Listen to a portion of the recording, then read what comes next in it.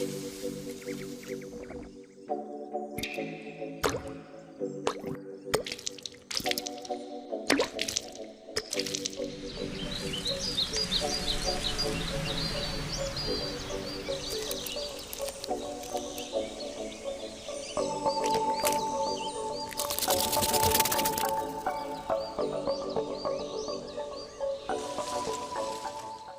Two shortcut children. आज हम पढ़ने जा रहे हैं chapter number 2 from our Hindi book, that is Hindi grammar, Hindi व्याकरण की किताब का हम चैप्टर नंबर 2 पढ़ने जा रहे हैं, जिसका नाम है वर्ण विचार। वर्ण विचार जो है ये चैप्टर हमारा है आज का।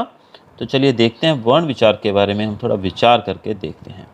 अब सबसे पहले इसमें हम जानेंगे कि वर्ण किसे कहते हैं। अब वर्ण भाषा में प्रयुक्त ध्वनि जिनके और खंड यानी कि टुकड़े नहीं किए जा सकते हैं उन्हें वर्ण कहते हैं, या फिर उन्हें अक्षर भी कहते हैं। जैसे कि आप जानते हैं कि आप इंग्लिश में ए बी सी डी को जोड़ के वर्ड्स बनाते हैं, जैसे कि सी ए टी, हमने इन तीनों को जोड़ा तो बन गया कैट। कैट एक शब्द बन गया है, इसका मतलब बिल्ली। उसी प्रकार हिंदी के अंदर भी ए बी सी डी की जगह पर हम अ आ ई और क ख ग का उपयोग करते हैं। तो ये जो अ आ ई पूरा और क ख ग ये जो है, इस पूरे को मिलाकर हम कहते हैं वर्णमाला। और इसके अंदर हर एक क से लेके ज्ञ तक या फिर अ से लेके अंक तक, ये सब जो है ये इसके अंदर वर्ण कहलाते हैं, इनको हम वर्ण कहते हैं। और वर्ण की अगर हम डेफिनेशन देना चाहें, उसकी अगर हम एक परिभाषा देना चाहें, तो हम जानते हैं कि अगर सी ए टी कैट, कैट के हम टुकड़े करना चाहें तो उसको सी को अलग कर दो, ए को अलग कर दो, टी को अलग कर दो, तो हम उसको अलग कर सकते हैं। लेकिन अगर हम सी के टुकड़े करना चाहें या ए के टुकड़े करना चाहें या टी के टुकड़े करना चाहें तो वो पॉसिबल नहीं रहता है। अगर इसको हम हिंदी भाषा में देखने जाएं तो जैसे कि हमने एक शब्द लिया कार। अब कार जो शब्द है उसमें क, फिर आ की मात्रा और फिर र आता है। अब यहाँ पर हम क एक यहाँ पर वर्ण है, क एक वर्ण है। क्या हम क के टुकड़े कर सकते हैं? नहीं, क के टुकड़े करना पॉसिबल नहीं है। तो इसलिए भाषा की सबसे छोटी इकाई जो है उसको हम वर्ण कह सकते हैं। अब हर एक भाषा के अंदर अपनी ही उनकी एक वर्णमाला होती है। वर्णमाला किसी भाषा के वर्णों के व्यवस्थित समूह को वर्णमाला कहते हैं। यानी कि जब इन वर्णों को, वर्ण मतलब क ख ग घ, इन सबको अगर सिस्टमैटिक तरीके से रखा जाए तो इसको हम कह सकते हैं वर्णमाला, इसको कहते हैं वर्णमाला। हिंदी में वर्ण दो प्रकार के होते हैं। वर्ण मतलब यहाँ पर आपने देख लिया क ख ग अ आ ई, इन सबको हम वर्ण कहते हैं। लेकिन अगर हम वर्णों को आगे बाइफरकेट करें, अगर आगे डिवाइड करके देखें तो वर्ण दो प्रकार के रहते हैं। जैसे कि इंग्लिश के अंदर आपको मैं थोड़ा कंपैरिजन करके बताता रहूँगा तो it would be better for you to understand.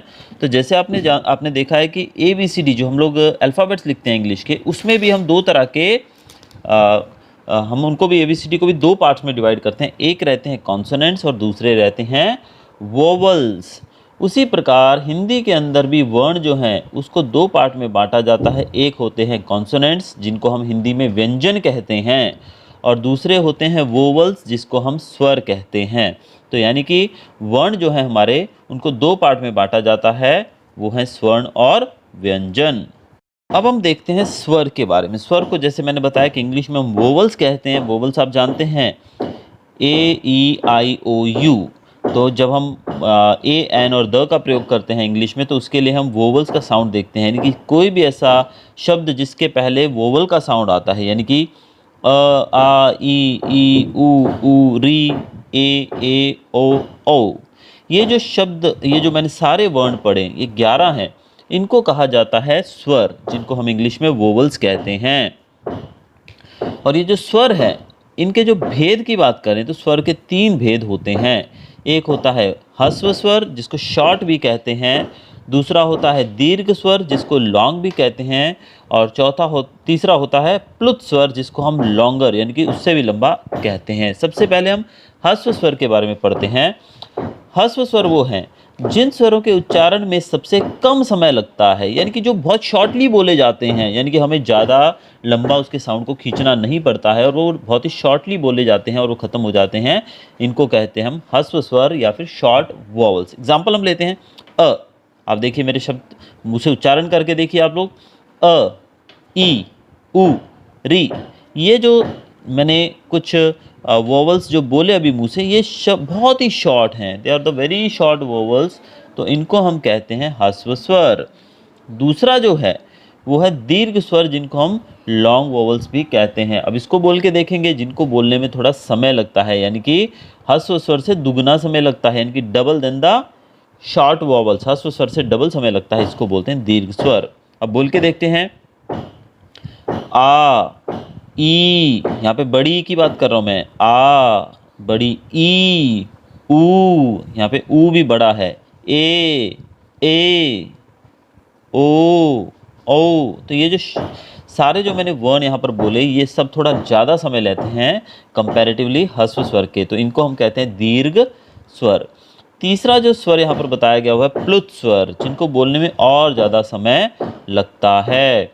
अब 3 गुना समय बताया गया है इसमें, कि 3 टाइम्स यहाँ पे जो समय है लगता है। देखिए अब इसमें है क्या, जैसे ओम, सुनो। तो अब यहाँ पर आप जो देख रहे हैं, यहाँ पर समय ज़्यादा लग रहा है। ओम, ओम जब बोलते हैं तो उसमें काफ़ी समय लगता है। तो ये है हमारे प्लुत स्वर। इसके बाद बताया गया है स्वरों के मात्रा चिन्ह। मात्रा चिन्हों के बारे में बताया गया है। अब कुछ मात्राएं यहाँ पर दी गई हैं। जैसे मात्राओं के बारे में आप जानते ही हैं कि आ की मात्रा, ई की मात्रा, ऊ की मात्रा छोटी और बड़ी दोनों तरह की होती हैं।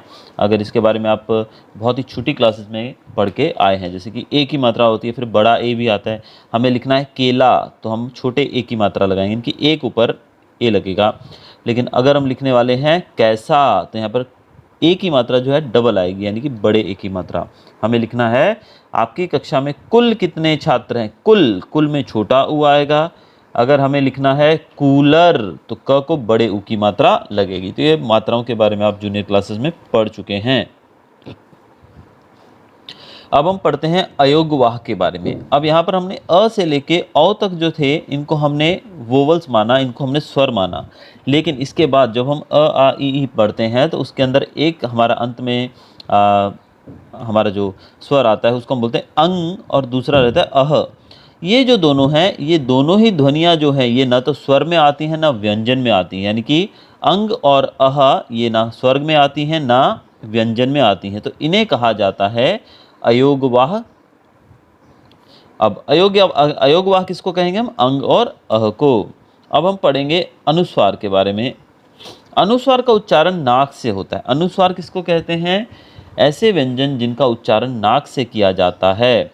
व्यंजनों के वर्ण के पंचमाक्षर यानी कि अंतिम वर्ण के स्थान पर इसका प्रयोग होता है। ऐसे प्रयोग में के समय यह केवल बिंदु स्वरूप में होता है, जैसे कि यानी कि नाक से बोलना, जैसे अंग हो गया, अंग को हम नाक से बोलते हैं। आप बोल के देखेंगे जब कोई भी ऐसा शब्द जिसमें न आता है, जैसे कि हम डॉट के तरीके से इसका यूज़ करते हैं, डॉट के फॉर्म में। जैसे हमें लिखना है गंगा, गंगा, तो यहाँ पर हमारा जो स्वर है, न का स्वर है, वो हमारी नाक से निकलता है। हम लिखेंगे चंचल, तो यहाँ पर भी ये जो न का साउंड है वो हमारे नाक से आता है, तो इनको कहते हैं अनुस्वार। दूसरा है अनुनासिक, जिसको हम चंद्रबिंदु कहते हैं। अनुनासिक का उच्चारण नाक और मुंह से होता है, यानी कि अनुस्वार जो है सिर्फ नाक से बोला जाता है, और अनुनासिक जो है चंद्रबिंदु जिसको हम कहते हैं, उसे हम नाक और मुंह दोनों से बोलते हैं। जैसे चांद, चांद, यहाँ पे चंद्रबिंदु आ गया। मुंह, हंस, तो ये शब्द जो हैं सब हमने पढ़े, ये चंद्रबिंदु वाले शब्द हैं, और इनको नाक से और मुंह से दोनों जगह से बोला जाता है। अब आगे है हमारा विसर्ग। विसर्ग मतलब अह। विसर्ग का प्रयोग उच्चारण के समय व्यंजन के साथ ह की ध्वनि देता है। अह, ह का साउंड अगर हमें चाहिए व्यंजन के साथ, तो हम डबल डॉट लगाते हैं। आपने देखा होगा 2 डॉट आते हैं, जिसको हम विसर्ग भी कहते हैं, जो कि अह। जैसे कि प्रातः, प्रातः, हम प्र को आ की मात्रा फिर त लिखते हैं, इसको बोलेंगे हम प्रात, लेकिन आगे 2 डॉट्स लगाने के बाद बन जाता है प्रातः। तो यहाँ पर ह का साउंड चाहिए तो हम लगाएंगे विसर्ग अह, यानी कि प्रातः। अगला हमारा टॉपिक है व्यंजन। अभी हमने पढ़ा स्वरों के बारे में, व्यंजन के बारे में देखते हैं। जिन वर्णों का उच्चारण करते समय स्वर की सहायता ली जाती है, यानी कि जब हम स्वरों की सहायता लेकर कुछ वर्णों का उच्चारण करते हैं तो उन्हें व्यंजन कहते हैं। अब ये जो व्यंजन है, इनमें हमारी पूरी क ख ग से लेके पूरा जो हमारा ये अल्फ़ाबेट सिस्टम है जो कि हिंदी का, वो पूरा इसमें आता है। इसमें जो पहला रहता है, पहला जो लाइन है क ख ग घ अड़ा वाला, उसको हम क वर्ग बोलते हैं। च छ ज झ न, ये च वर्ग है। फिर अगली लाइन जो है उसको ट वर्ग कहते हैं, फिर त वर्ग, फिर प वर्ग, और य र ल वाले को अंतस्थ बोलते हैं। श श स ह को ऊष्म कहा जाता है, और क्ष त्र ज्ञ और श्री यानी कि मिश्र जो श्र वर्ड यूज़ करते हैं उसे कहते हैं संयुक्त। व्यंजन के भेदों के बारे में देखते हैं। व्यंजन जो हैं जिनको हम कॉन्सोनेंट्स कहते हैं इंग्लिश में, इसके भी 3 भेद हैं। पहला है स्पर्श जिसको म्यूट्स कहा जाता है, अंतस्थ जिसे हम सेमी कहते हैं, और तीसरा इसका भेद है ऊष्म जिसको सिबिलेंट्स भी कहते हैं इंग्लिश में। अब पहला हम पढ़ेंगे स्पर्श व्यंजन के बारे में। स्पर्श व्यंजनों में जिह्वा यानी कि हमारी जो जीभ है वो मुख के विभिन्न स्थानों को स्पर्श करती है, इसलिए इन्हें स्पर्श व्यंजन कहते हैं। जिन व्यंजनों को बोलते वक्त हमारे जो मुख के अंदर जो हमारी जीभ है वो अलग अलग पार्ट्स को टच करती है, तो इसको हम कहते हैं स्पर्श व्यंजन, क्योंकि स्पर्श का मतलब होता है टच करना, यानी कि ये अलग अलग जगहों पर टच करती है, इसलिए इसको स्पर्श व्यंजन कहा गया है। लगभग 25 स्पर्श व्यंजन बताए गए हैं। अब जैसे कि क वर्ग है पूरा, बोल के देखिए क ख ग घ अड़ च छ ज झ अण। तो ये सब चीज़ें जब हम बोलते हैं तो अलग अलग जगहों पे हमारी जो जीभ है टच करती है। जैसे क वर्ग के अंदर हमारी जो है जीभ कंठ को टच करती है, च वर्ग में तालु को, ट वर्ग में मूर्धा, त वर्ग में दांत को, और प वर्ग में होंठ को टच करती है। तो अलग अलग पार्ट्स में टच करती है, इसीलिए इसको स्पर्श व्यंजन कहते हैं। अड़ और ढ भी स्पर्श व्यंजन है, इनका उच्चारण स्थान ड और ढ के समान मूर्धा है। अब दूसरा हमारा जो टॉपिक है वो है अंतस्थ व्यंजन जिसको हम सेमी कॉन्सोनेंट्स भी कहते हैं।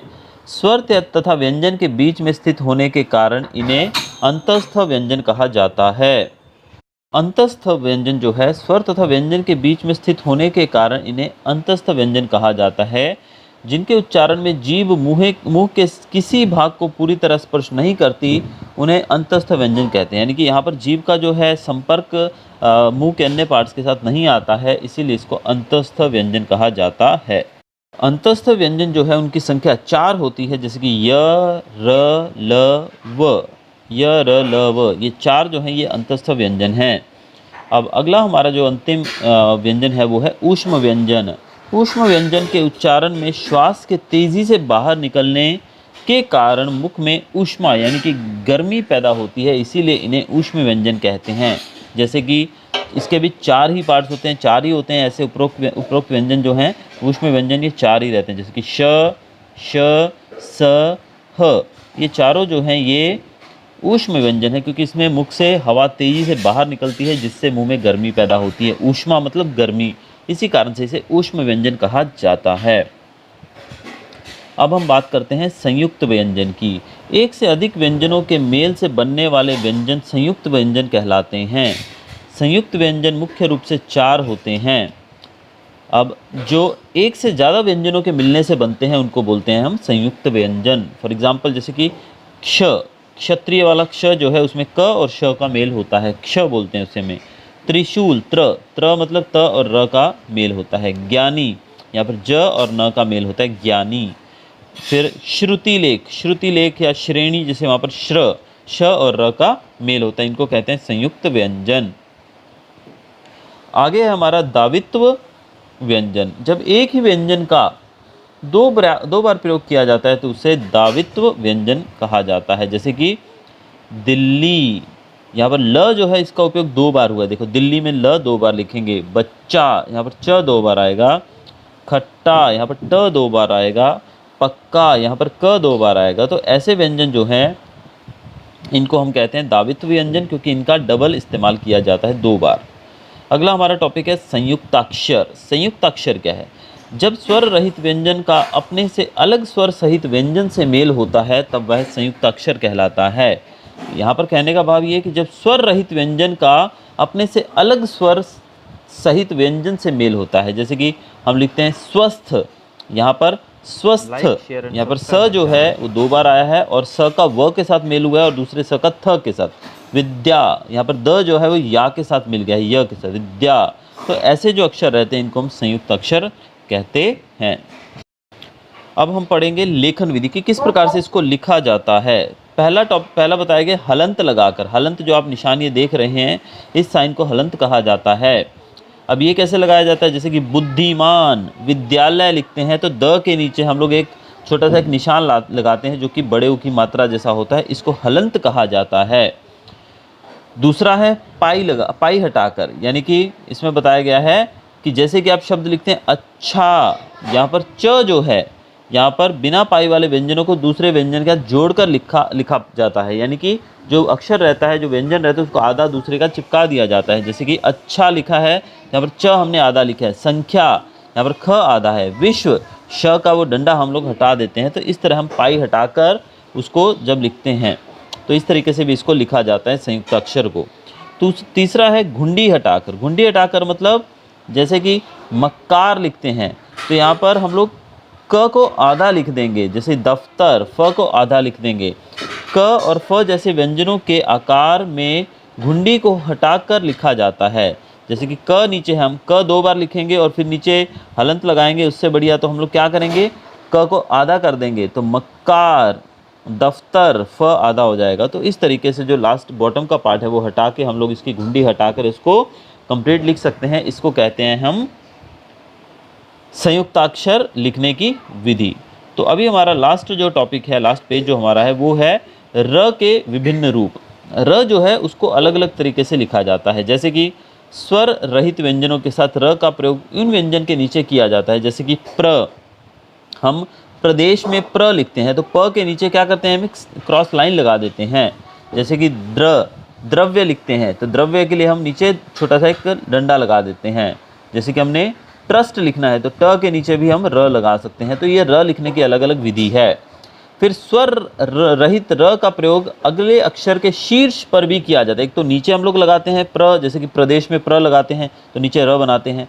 दूसरा ऊपर लगाया, जैसे गर्म लिखना होता है तो गर्म में आप जानते हैं ऊपर हम लोग एक शीर्ष पर लगाते हैं। ग और म लिख के म के ऊपर हम एक क्रॉस बना देते हैं, ऐसे उल्टा सा निशान लगाते हैं जिसको बोलते हैं गर्म। फिर हम लिखते हैं पर्व, पर्व में ऊपर व के आता है तो ये भी र लिखने का अलग अलग तरीका है। फिर ऊ की मात्रा के साथ र होने पर मात्रा नीचे ना लगकर र के मध्य की घुंडी के साथ लगती है। जैसे कि आप जानते हैं ऊ की मात्रा अगर र के साथ लगाते हैं तो रुपया, तो र में नीचे मात्रा नहीं लगती है, बड़े ऊ की मात्रा हम लोग ऊपर ही लगाते हैं, रुपया। जैसे कि लिखते हैं हमने रूप, रूप मतलब किसी का हम उसके रूप की बात कर रहे हैं तो र के ऊपर ऊ की मात्रा लग जाएगी। तो ये र को हम लोग किस तरीके से अलग अलग तरीके से लिखते हैं वो पढ़ रहे हैं हम यहाँ पर। फिर बड़े ऊ की मात्रा के साथ वहाँ पर भी हम साइड में रूप, बड़े ऊ की मात्रा ऊपर ही आती है यहाँ पर, रूठना, तो यहाँ पर जो है र के ऊपर ऊ की मात्रा आएगी। फिर श के साथ जब र लगाया जाता है तो श्र बन जाता है। जैसे कि श्री कृष्ण, श्री लिख रहे हैं हम लोग, श्री, तो श्री यहाँ पर श और र को मिलाकर हम श्री लिखते हैं। श्रमिक, तो यहाँ पर भी श्र लिखा गया है। जब स के साथ र लिखा जाता है तो बनता है स्रोत, जैसे कि स्रोत लिखते हैं हम, स्रोत, तो स और र को मिला दें तो स्त्र बन जाता है, स्रोत। फिर सहस्त्र, तो ये स्रोत यानी कि त्र बन गया, यहाँ पर स और र, स्रोत, स्रोत बन गया। तो ये स के साथ लिखा जाता है। कैसे लिखा जाता है आपकी बुक में दिया गया है। और अगला है हमारा त्र, त और र को जब मिलाते हैं तो बनता है त्र, त प्लस र के प्रयोग के से बना है। जैसे कि सत्र, स्त्र, जैसे कि हम लिखते हैं स्त्री, यहाँ पर र आ गया, आप देखें स्त्री, त्र के साथ त्र जो है त के साथ र है, स्त्री, इसीलिए हम इसको स्त्री पढ़ेंगे। स फिर त फिर री, स्त्री। फिर वस्त्र, अस्त्र, शस्त्र, यहाँ पर र का साउंड आपको सुनने को मिलता है। तो ये अलग अलग तरीके से हम र को लिख सकते हैं। अगला हमारा लास्ट टॉपिक है नुक्ता। उर्दू से आए शब्दों के में क, ख, ग, ज, फ के नीचे एक बिंदी लगती है। कुछ शब्द ऐसे हैं जो उर्दू से आए होते हैं। उर्दू भाषा से लिए गए शब्दों के नीचे डॉट लगता है, बिंदी लगती है। इसी प्रकार अंग्रेजी के एफ और जेड जो हैं, इन ध्वनि का उच्चारण करने के लिए भी प्रयोग होता है। जैसे कि फेल, अब यहाँ पर एफ यानी कि इंग्लिश का एफ है, उसको अगर हिंदी में हम ट्रांसलेट कर रहे हैं जैसे फेल, तो फ के नीचे बिंदी लगेगी। जैसे ही ज भी जो उर्दू का शब्द है तो वहाँ पे भी जब जरूर लिखेंगे तो ज के नीचे बिंदी लगेगी, क्योंकि ये शब्द उर्दू से लिए गए हैं इसलिए इनके नीचे बिंदी लगती है। अब अगला है हमारा वर्ण विच्छेद। वर्णों के सार्थक मेल से शब्द बनते हैं। शब्द के एक एक वर्ण को अलग अलग लिखना वर्ण विच्छेद कहलाता है। जब हम शब्दों को अलग अलग करके, उसके वर्णों को अलग अलग करके लिखते हैं तो उसको हम वर्ण विच्छेद कहते हैं।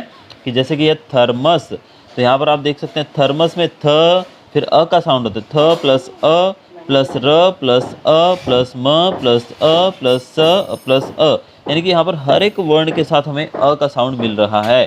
तो इनका जो विच्छेद करके हम लिखेंगे तो इसको कहा जाता है वर्ण विच्छेद। तो ये था आपका चैप्टर वर्ण विचार।